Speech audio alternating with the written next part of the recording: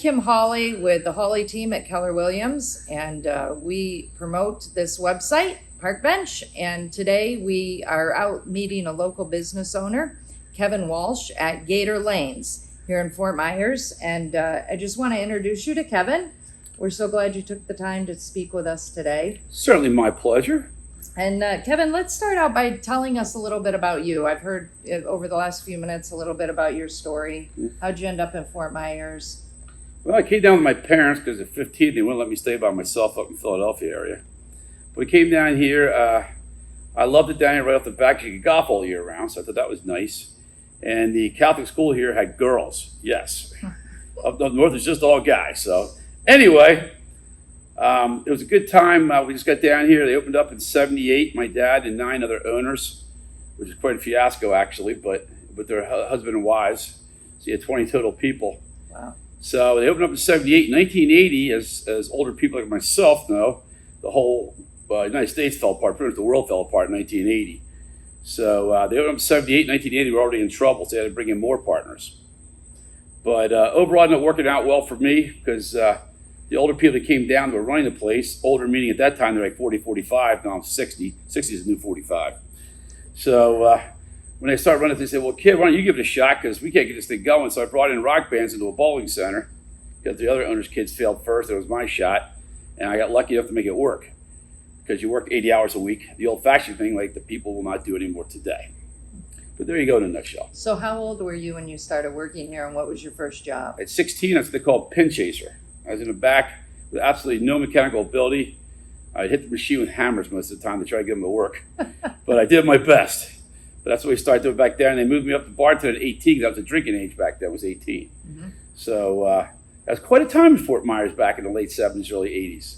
Yeah. DUIs weren't as prevalent back in the day. So we had our times, but it worked out very well for me overall. All right. So tell us a little bit about what's going on here. I know I used to bowl here in high school many moons ago. I won't tell you my age, though. But my husband and I would come here and bowl together. And then now you've got a whole new addition, this whole place mm-hmm. that we're sitting in now. Tell us what has evolved here and when this section opened. Well, we knew we were going to do a pretty big project down the road. I know it'd take this long to get it going, but we have another project we've been working on for a while. I said, well, let's get this as a way to learn from it. So we could bring in acts. I'm going to bring in national acts, which we did here. The new place we will also. And we love live music. I love live music. And also get into weddings and what have you, and just dip our toe in the water, so to speak. So my wife designed it, and we named it TerTinis because of that. She hates it because, well, I'm a little shy, but my wife isn't. But TerTinis, we're drinking martinis one night, and they said, well, this is called TerTinis because her name was Terry. So we started doing events, and we loved it. It paid for itself quite fast. We built, like I said, about 8 years ago, and we'll carry this experience over to the new place. Tell us what kind of events you've had. Oh, here. Gosh, tons of, well, it's kind of a ladies' place because my wife designed it, but it's great for weddings to baby showers, all kinds of stuff like that. A lot of charity events. We do our own dinner shows, you know, private dinner and a show, that type of thing. Okay. So overall, it works out. How many can you seat in here? Let's say I want to have a wedding party or something in here. How many can you accommodate? Yeah, the fire code's 200, and then you got outside, you can do about 90. So we have an outdoor covered patio also. Okay. Yeah. And it is a very cool area out there. They have a full bar area back behind. And we're going to throw up the link too where they can go. I assume everything's online. We can book. Yes, please. And, yes. And book for any events that you're interested in. My wife needs more shoes. Let's do this.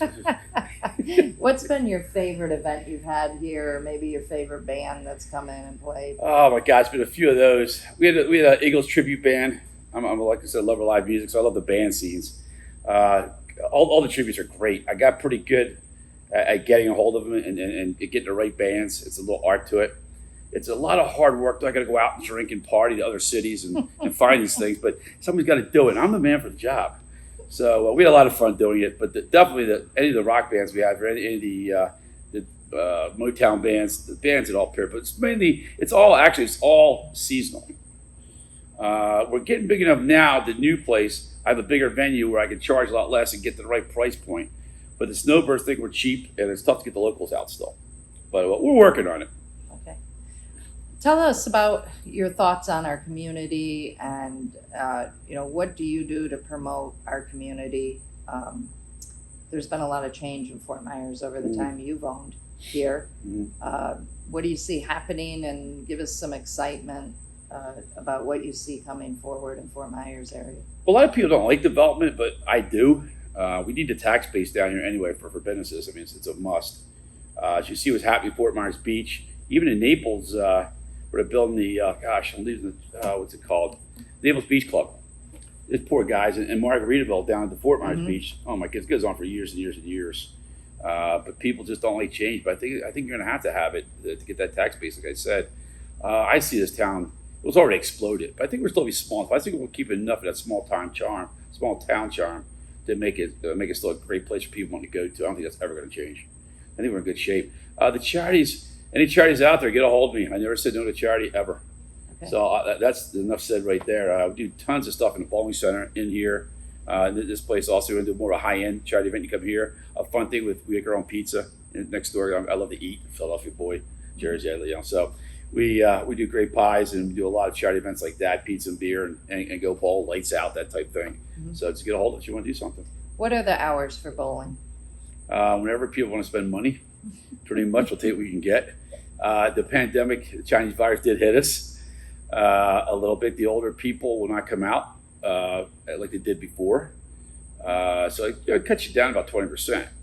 But overall, it's fine. But right now, it's 4 o'clock in the afternoon till midnight, Monday through Friday. We open up at noon on Saturday and Sunday. Okay, excellent. Well, it's a pleasure to talk with you. Find out the guy behind where I grew up and hung out on Friday nights, that's for sure. And we invite you to come out and enjoy a night of bowling. And this venue is beautiful. I don't know if maybe we can get a little bit of footage around, maybe some still shots, but certainly an attractive venue. And your wife did an amazing job. Thank you. Nice to meet you, Kevin. And My thanks pleasure. for your time. My Appreciate pleasure. it.